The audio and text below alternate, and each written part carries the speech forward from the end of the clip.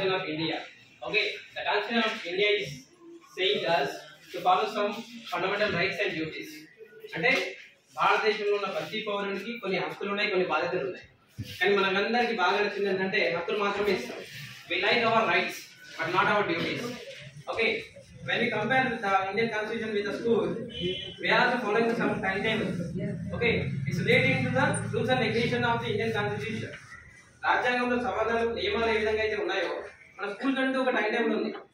అదే మన రాజ్యాంగం. ఓకే, దాన్ని ఎందుకు మనం ఫాలో అవ్వాలి?